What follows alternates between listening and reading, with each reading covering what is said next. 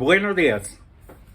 El tema que tenemos para hoy tiene por nombre: si no es de rodillas, no te acerques a él. Jesús nos enseña que únicamente podemos tener vida permaneciendo en unión con él, y solo es así que podemos llevar fruto. Quien no lleva fruto será cortado y echado al fuego, pero quien da fruto será limpiado para poder llevar aún más fruto.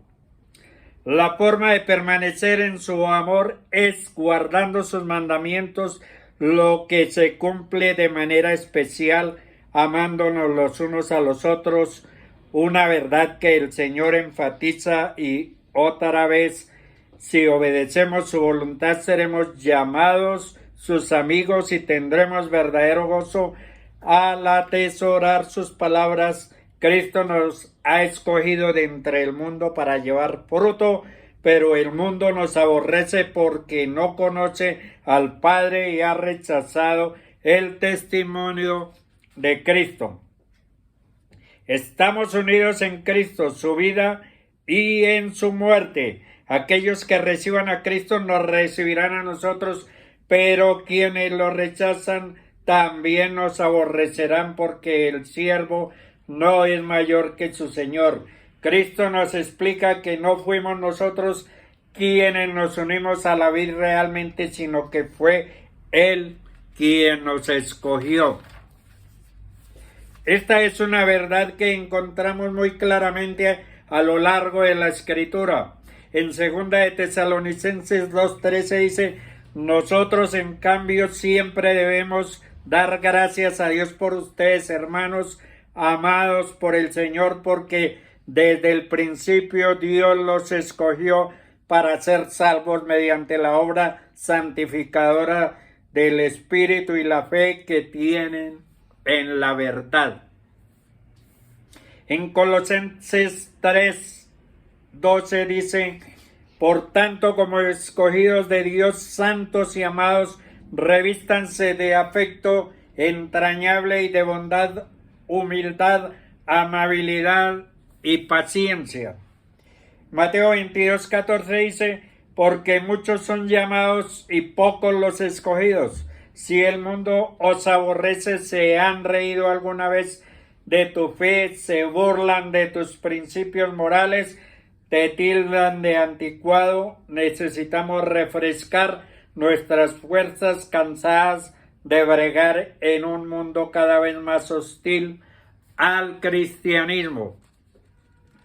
En Mateo 5:1 dice: y recordar el consuelo que el Señor da a todo el que sufre algún tipo de oposición a causa de su fe.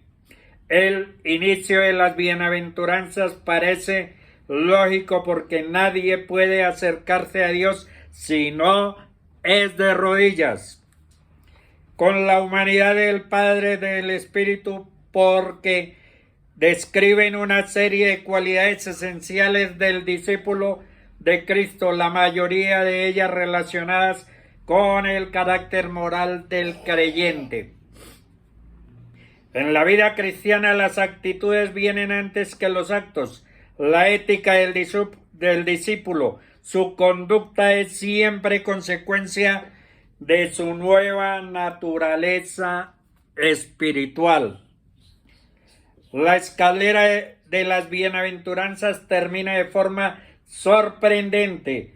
Después de referirse a los pacificadores, la mención de la persecución parece a primera vista extraña. Jesús sabía muy bien cuando el discípulo vive a la altura de las demandas morales de estas bienaventuranzas y refleja el carácter de Cristo. El hombre natural no regenerado no soporta que el creyente alumbre a su alrededor, poniendo al descubierto la suciedad moral en tantas áreas. El mundo aborreció a Jesús porque Él expuso y condenó sus pecados. Por eso, cuando los apóstoles hicieron lo mismo, ellos también serían aborrecidos por el mundo. No deberían olvidar quién eran. cómo habían aborrecido a Cristo. Era la consecuencia inevitable de ser los verdaderos discípulos de Cristo. Los cristianos somos como extranjeros aquí en la tierra y por eso son aborrecidos por los del mundo. Con estas palabras Cristo alentaba y fortalecía a sus apóstoles porque era y es privilegio participar del cuerpo de Cristo. Los cristianos aman a otros cristianos porque tienen los mismos propósitos, tienen en común la gran salvación. De la misma manera, los del mundo tienen amistad con los que comparten su forma de vida y al mismo tiempo aborrecen a los que se les oponen. Los del mundo tienen amistad, son gobernados por el egoísmo, es decir, son amigos de los que están con ellos. Se habla de honor entre ladrones, pues aún los más perversos son amigos cuando les conviene. Los que son de Cristo antes eran del mundo y Cristo los ha rescatado de la esclavitud del mundo, por eso el mundo los aborrece. Cuando alguien obedece al Evangelio, muere al mundo y Satanás pierde uno de sus esclavos. Acordaos de la palabra que yo os he dicho. El siervo no es mayor que su señor. Por eso deberían estar dispuestos a lavarse los pies de los unos a los otros. El discípulo no es superior a su maestro, mas todo el que fuere perfeccionado será como su maestro, y por eso al aprender de Cristo y del Espíritu Santo y al imitar el ejemplo de Jesús, los apóstoles podrían perfeccionarse lo suficientemente como para llevar a cabo el ministerio de Jesús que los encomendó. Si a mí me han perseguido, también a vosotros os perseguirán, y si del mundo os aborrece, os perseguirán. La persecución, el aborrecimiento, la experiencia de los apóstoles sería paralela a la de Jesús.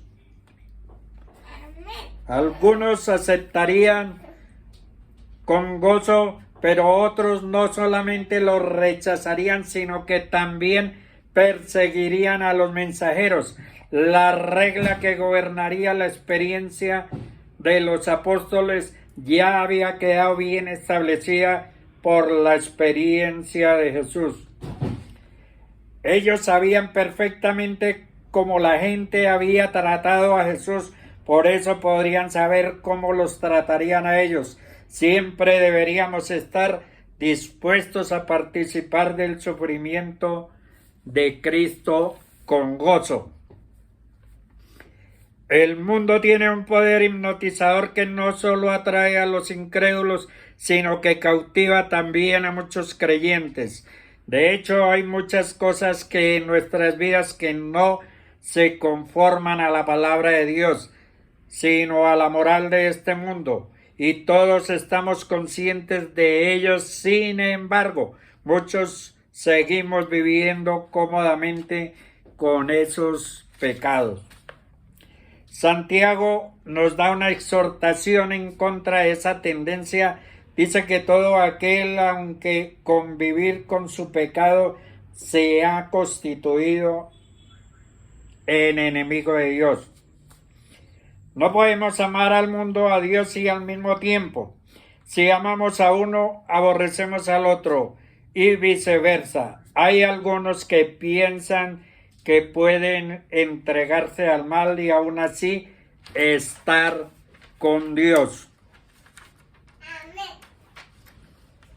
Gritan que aman a Dios, mientras que nadar en la playa del pecado. Otros son de doble ánimo porque no obedecen al Señor con determinación.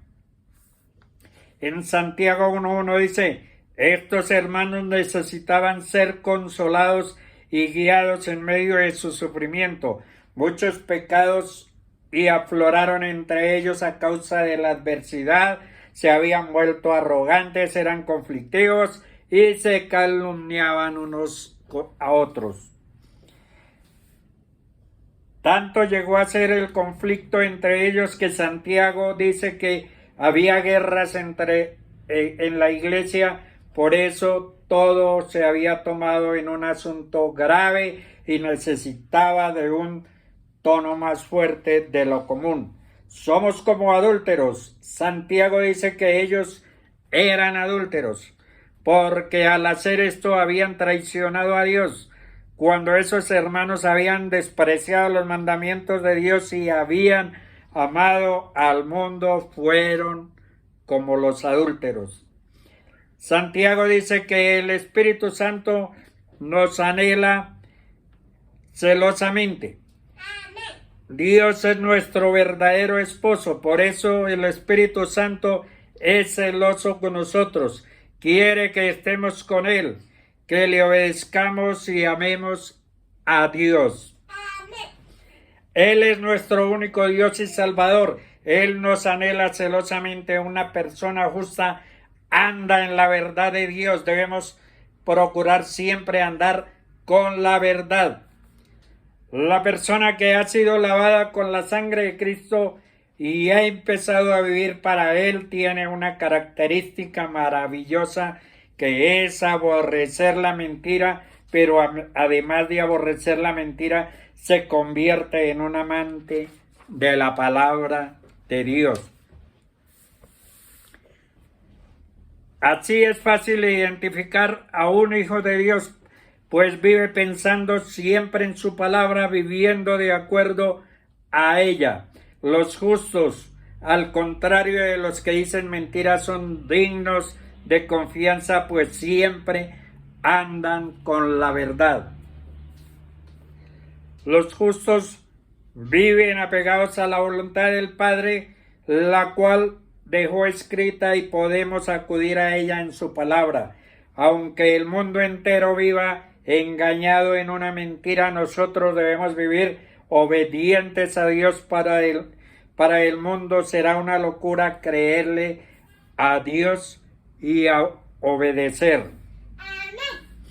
Cuando todos hacen lo que quieren, pero los hijos de Dios nos gozamos en obedecer los mandamientos del Señor, porque debemos que Él aborrece la mentira, pero ama a quienes nos alejamos de ella. Dios destruye al mentiroso, a aquellos que escuchan el mensaje de verdad y no lo creen, a aquellos que se gozan en la mentira y siempre dando falsos testimonios, hablando engaños contra Dios y sus hijos. A estos destruirá el Señor, porque Dios lo ha hecho, de su palabra es verdad. En el día final Dios apartará a sus hijos, a quienes vivieron conforme a su palabra, y apartará también a los mentirosos y los destruirá en el lago del fuego eterno. Dios les bendiga.